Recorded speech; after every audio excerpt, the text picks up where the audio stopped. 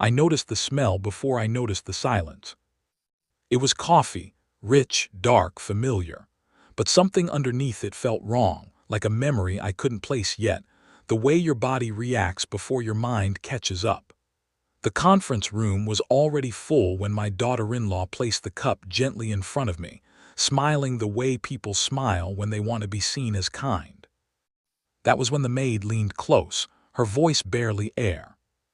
"Don't drink," she whispered. "Trust me. If you believe stories like this deserve to be heard, please subscribe to the channel Silent Revenge Story, share this video, and press the bell icon so you never miss a story." I didn't react, not because I wasn't afraid, but because fear had visited me before and I had learned how to keep it quiet. The meeting was supposed to be routine, just another family business discussion, another polite gathering where decisions were made before anyone sat down. My late husband had built the company with his hands, his sleepless nights, his stubborn honesty. After his death, I had held it together like a spine holds a body upright. But slowly, subtly, I was being bent out of shape. My daughter-in-law Claire sat across from me, perfect posture, soft sweater. That same smile. To anyone else she looked like support. To me she looked like strategy. She had arrived early that morning, earlier than usual. She hugged me longer than she ever had, asked if I slept well, asked if I was nervous about the board's questions. Then she offered the coffee. "I made it myself," she said proudly. "Strong, just how you like it." I had liked it strong once, back when my opinions mattered. The maid, Alina, had worked in our home for 15 years. She had watched my children grow. She had watched my husband die. She had watched Claire arrive with her ambition wrapped in warmth. Alina had never interfered in family matters, never whispered warnings. Until now. My fingers rested on the warm porcelain. The steam rose like a breath I didn't trust. Around the table, the board members shuffled papers.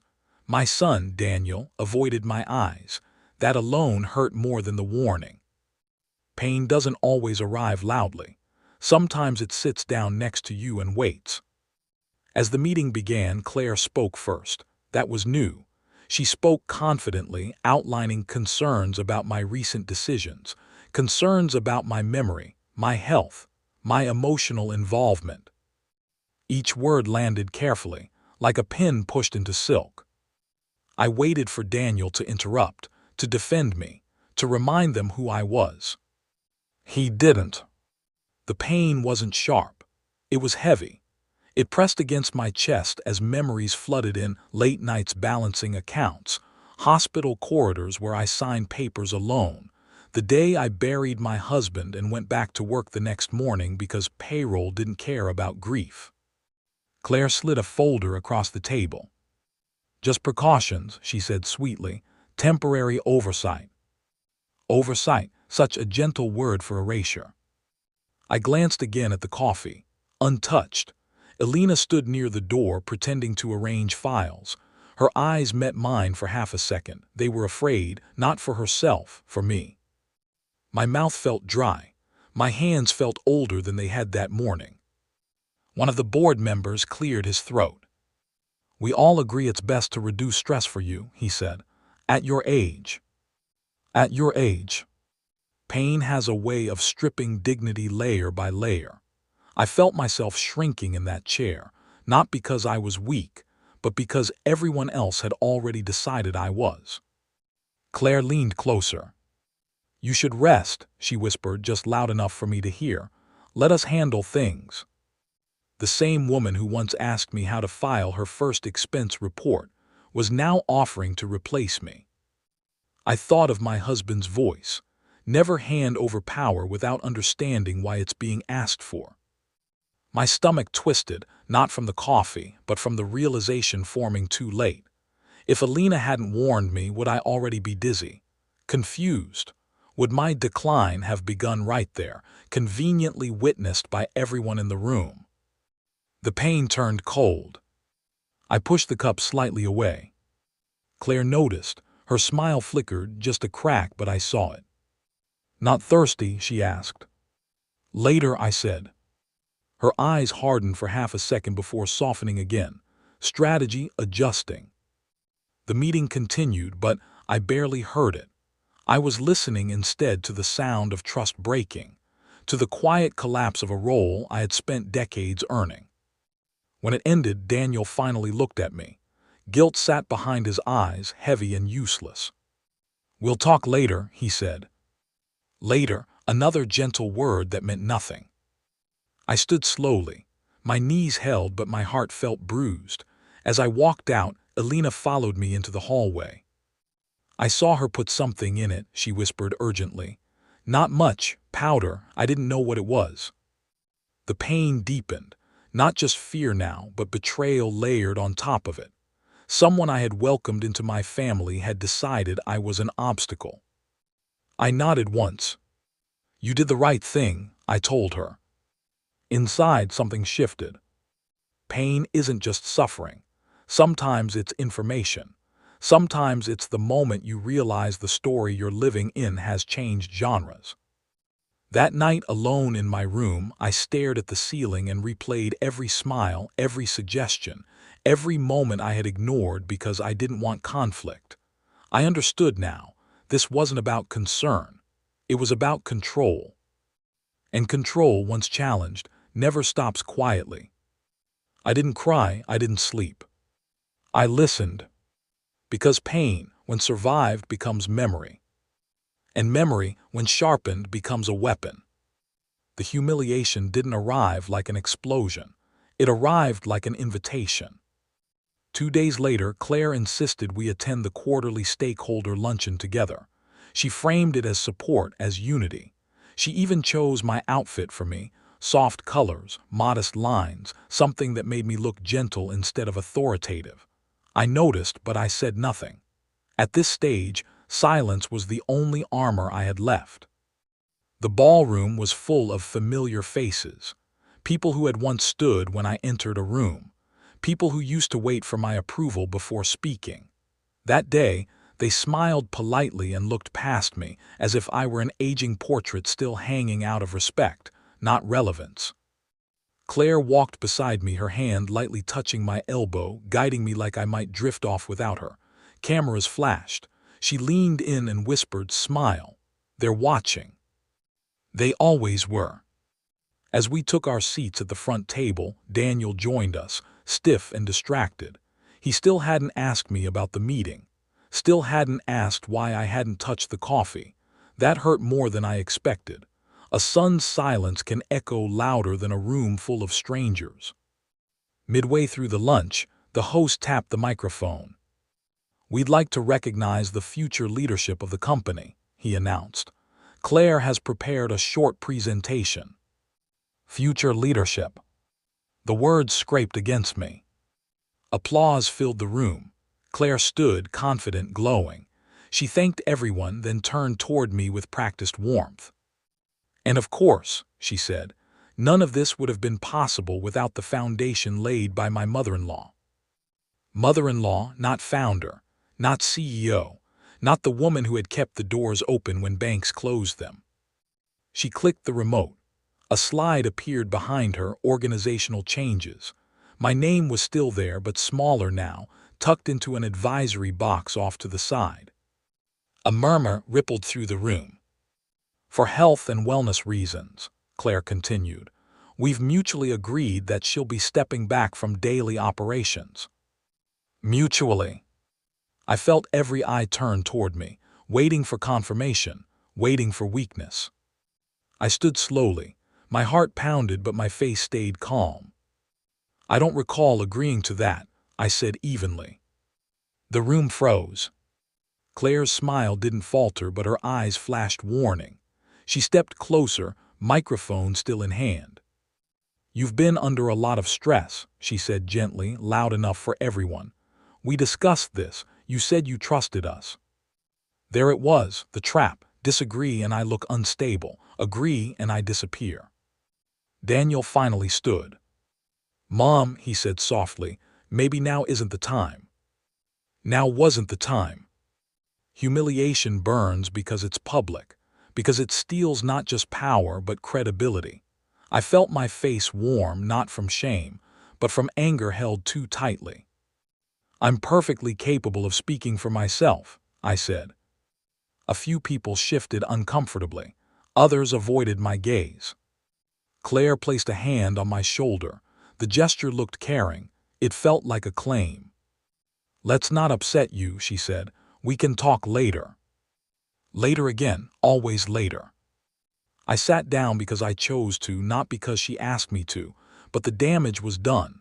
The narrative had been planted, frail, emotional, stepping aside. After the luncheon, conversations happened without me. Deals were discussed near me, not with me. One investor even patted my hand and said, "You've earned your rest." Rest, another word that sounded kind and meant dismissal. In the restroom, I locked myself into a stall and closed my eyes.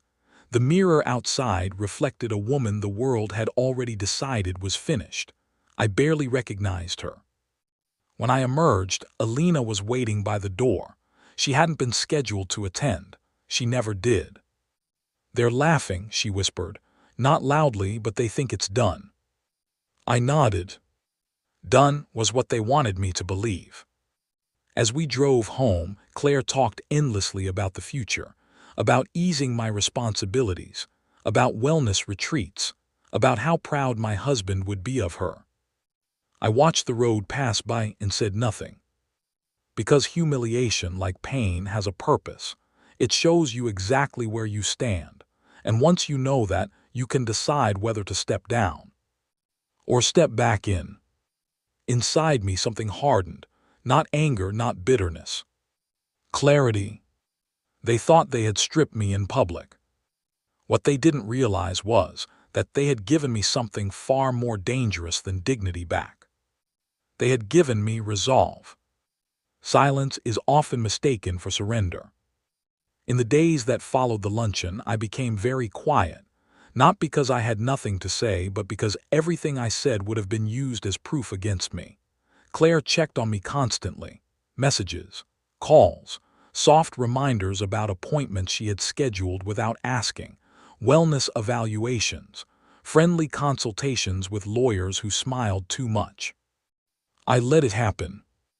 I canceled meetings, I skipped events, I stayed home longer than usual. When Daniel visited, I listened more than I spoke. He filled the silence with justifications, market pressure, modern leadership, how things had changed. I nodded. I even thanked him once for worrying about me. The relief on his face was instant. They wanted me quiet. So I became silent. But silence, when chosen, is not emptiness. It is observation. I watch Claire closely now, the way one watches a storm from a safe distance. I noticed how she rushed decisions without reading details, how she relied on surface confidence rather than depth. I noticed which board members deferred to her and which simply followed whoever seemed strongest at the moment. I noticed fear. It hid behind her control, behind her urgency, behind her need to finalize everything quickly before I could change my mind. At home, Alina became my anchor. She said little, but she listened to everything.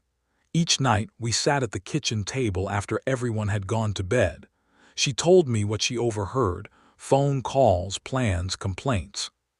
"She's angry you didn't break," Alina said one night. "She thought you would." That almost made me smile. I began organizing quietly.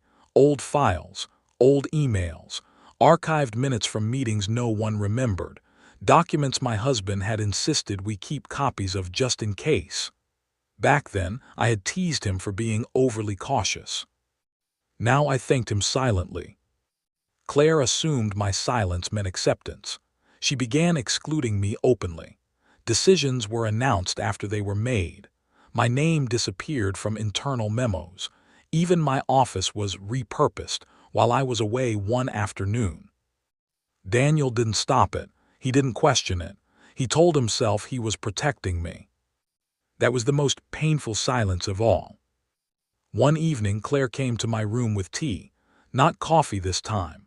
She sat across from me, crossed her legs, and spoke gently.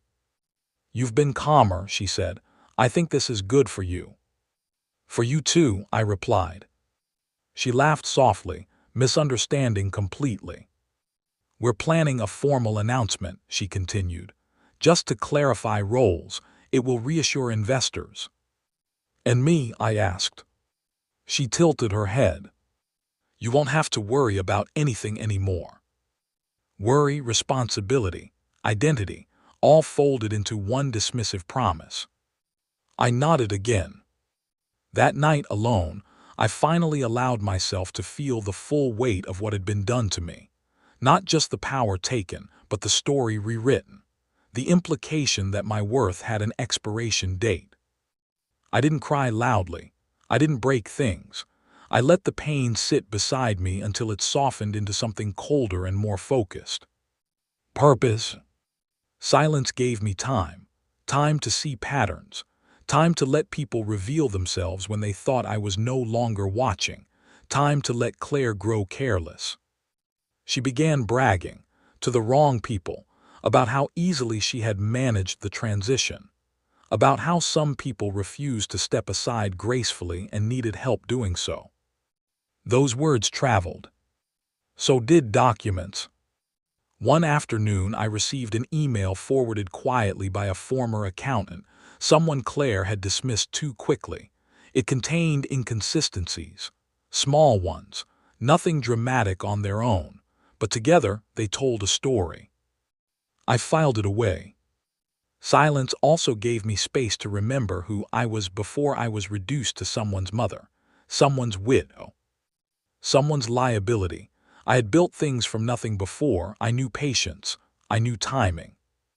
And most importantly, I knew that people who rush power rarely protect it well. By the time Claire finally announced the official restructuring date, she was glowing with confidence. She thought the hardest part was over. She didn't know that my silence had already shifted something beneath her feet. Because silence isn't absence. It's preparation. Power rarely announces when it changes hands. It drifts first, like a current beneath still water. The day Claire scheduled the formal restructuring meeting, she made a mistake she wouldn't realize until much later. She invited me. Not out of respect, but optics. A graceful exit required a witness who looked willing. I arrived early. Not in the soft color she preferred, but in the deep charcoal suit I used to wear when banks needed convincing. The one my husband used to say made people listen before I spoke. Heads turned, some surprised, some uneasy. Claire noticed immediately. Her smile tightened. You look energetic, she said. I slept well, I replied. The board members gathered, their confidence louder than their preparation. Papers shuffled. Screens lit up. Claire stood at the front again, ready to finalize what she believed was inevitable. She spoke smoothly about growth, modernization, decisive leadership. Then she reached the slide where my role disappeared entirely. That was when I stood. I'd like to clarify something before we proceed, I said calmly. A pause, a few glances. Daniel shifted in his seat. Claire hesitated, then nodded. She couldn't refuse me now without looking cruel. I didn't raise my voice. I didn't accuse. I asked questions. About missing approval signatures. About reclassified expenses. About a consultant contract that didn't exist before my silence began. Each question landed lightly, but they landed. Claire answered quickly at first, then slower, then not at all. One board member leaned forward. Another checked his copy of the report. Someone cleared his throat. I have documentation, I continued, placing a folder on the table. From archived records, I thought we valued transparency. The room shifted, subtly, like chairs adjusting their weight. Claire laughed once, too sharp. This feels unnecessary, she said. We're moving forward. Forward, I agreed, requires accuracy. I didn't look at Daniel. I didn't need to. I could feel his attention now, heavy and uncertain. As the questions continued, something remarkable happened. The board began asking their own.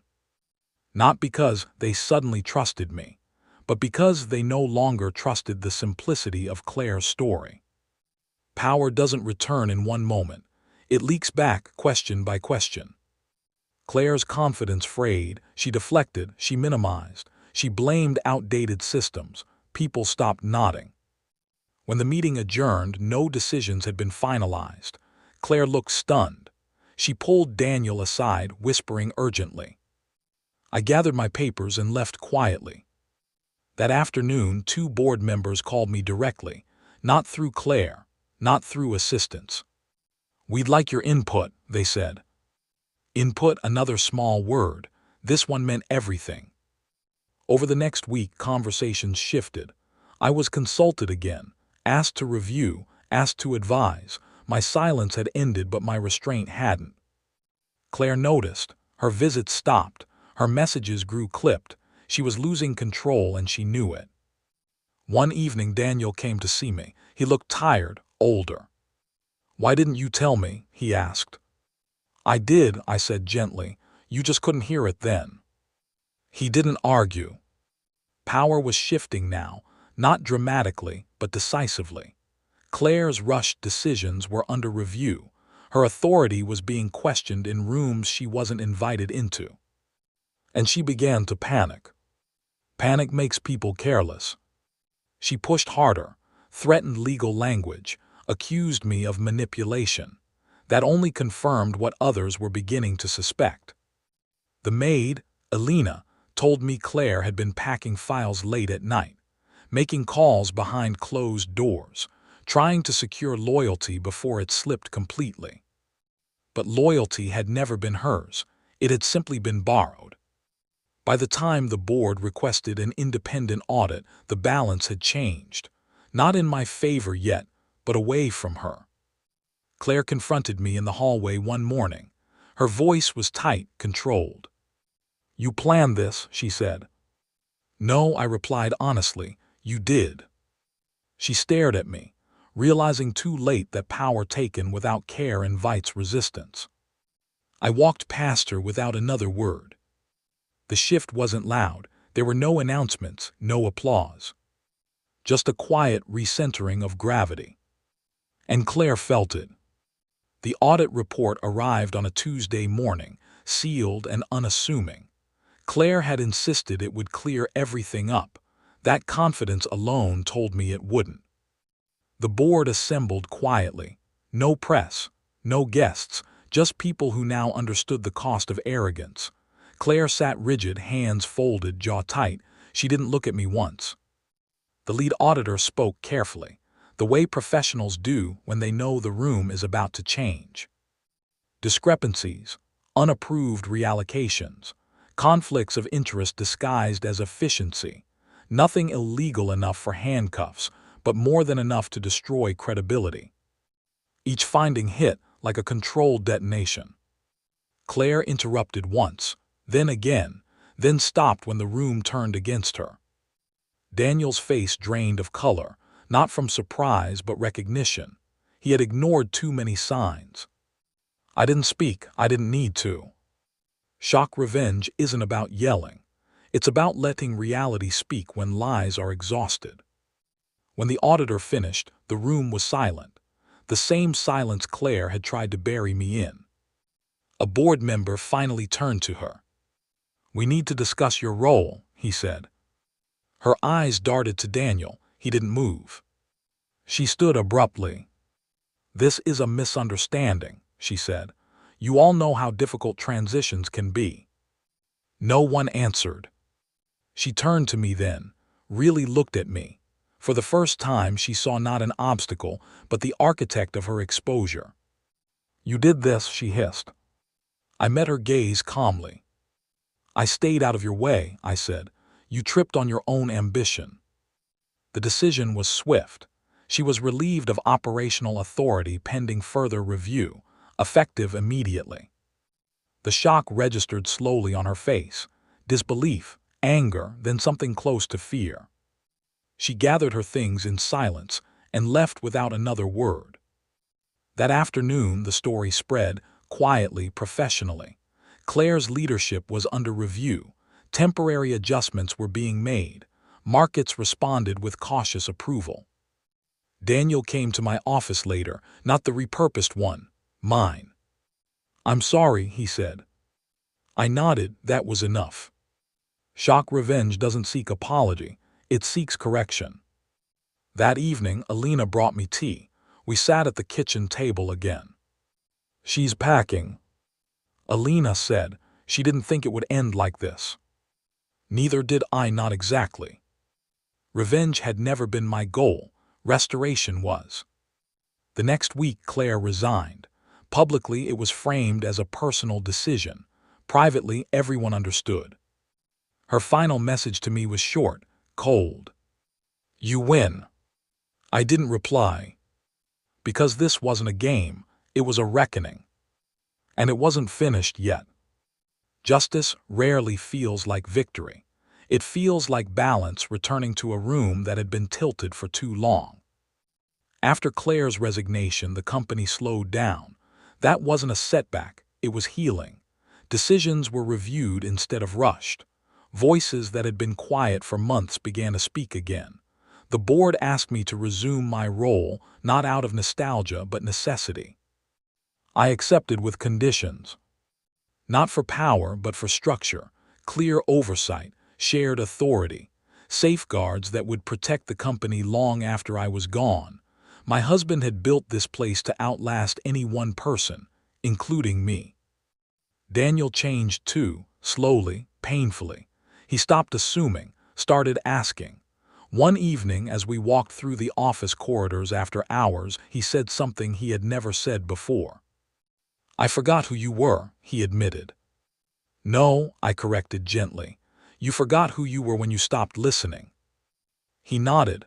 That was the beginning of his accountability. Claire moved away quietly. No dramatic downfall, no public shamming. That was important to me. Humiliation had already done enough damage in this story. Justice didn't need to mirror cruelty to be complete. I heard later that she took a position elsewhere. Smaller, less visible. Perhaps she learned something, perhaps not. That part was no longer mine to carry. What mattered was what remained. Alina stayed. Of course she did. Loyalty like hers isn't bought, it's earned. I made sure her role was formalized, her security guaranteed. When she thanked me, I told her the truth. "You reminded me who I was when I needed it most." She smiled. "You never forgot," she said. "You just waited." That stayed with me. Months later, at another stakeholder meeting, I stood at the front again. Not to reclaim authority, but to redefine it. "We don't measure leadership by age," I said, "or by how loudly someone speaks.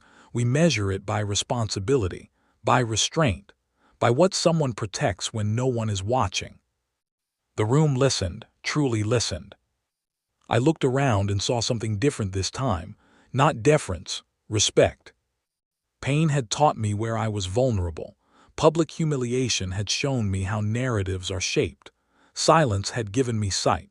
Power shift had reminded me that control is temporary. Shock revenge had cleared the fog.